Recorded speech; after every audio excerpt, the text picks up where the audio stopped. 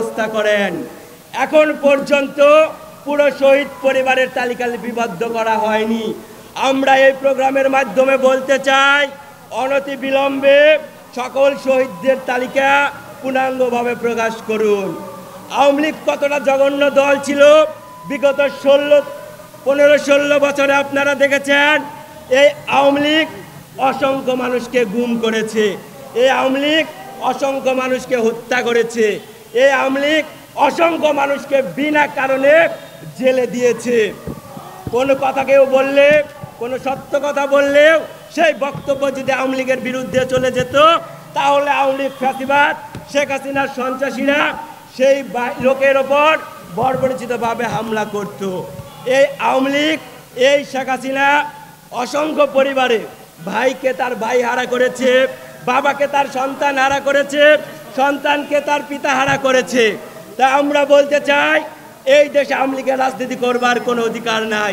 অনতি বিলম্বে 5ই আগস্টে যে আওয়ামী লীগ রক্ত দিয়ে যে আওয়ামী লীগ নিষিদ্ধ লাগা হয়ে গেছে, সেটা অনতি বিলম্বে বাস্তবায়ন করতে হবে।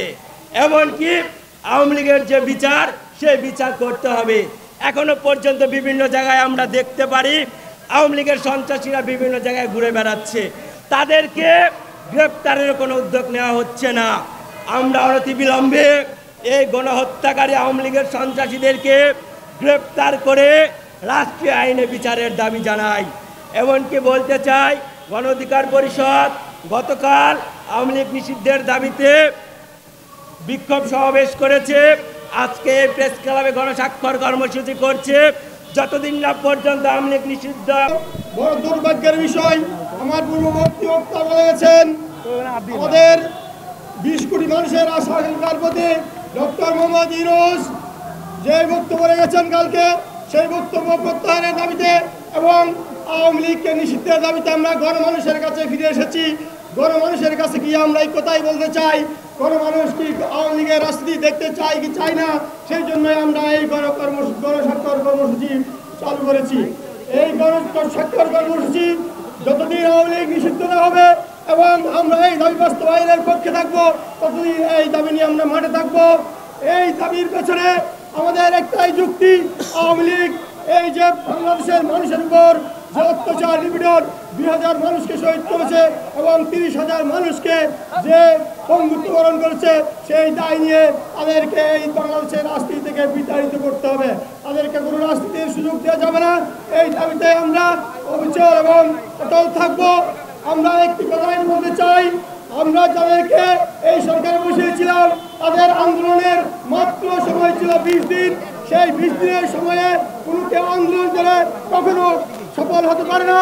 একটা মানুষ যদি তার সন্তান জন্ম দেয়, সেই জন্মদানের জন্য একটা 9-10 বছরের পিরিয়ড লাগে।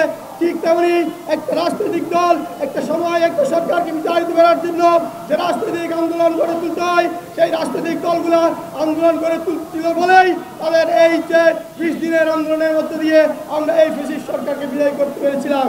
আমরা বর্তমান যেই সমস্ত ছাত্র বন্ধুরা নতুন দল নিয়ে আসছে, তাদেরকে আমরা রাজনীতিতে স্বাগত জানাই, কিন্তু তাদের যে অভিজ্ঞতার ঘাটতি আছে, সেই অভিজ্ঞতা অর্জনের জন্য আমরা এই বিফিদুল হক নূরের নেতৃত্বে, রাশেদ খানের নেতৃত্বে যে গণ অধিকার পরিষদ আছে, যারা 2018 সাল থেকে 2025 সাল পর্যন্ত মাঠে ময়দানে রাজনীতিতে নেতৃত্ব দিয়ে অভিজ্ঞতা অর্জন করেছে, তাদের কাছে শিক্ষা অর্জনের জন্য, তাদের ইমাম